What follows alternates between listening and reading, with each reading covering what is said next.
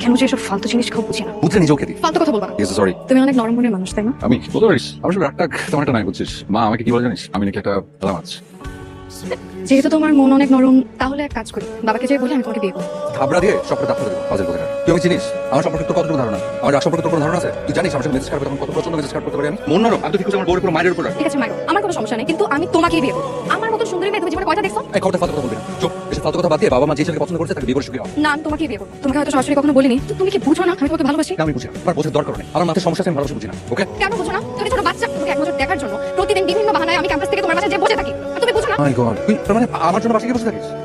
তাই তো বলি, যেখানে আজকালকার ছেলেমেয়েরা বাইরের খাবার খেয়ে বসতো, আর সেখানে উনি বলেন যে বাইরের খাবারটা সহ্যই হয় না, খালা খিদে পেয়েছে খেতে দাও। ডেঞ্জারাস মেয়ে। হ্যাঁ, আমি ডেঞ্জারাস মেয়ে, আর এই ডেঞ্জারাস মেয়েটা তোমাকে ডেঞ্জারাস লেভেলের ভালোবাসে।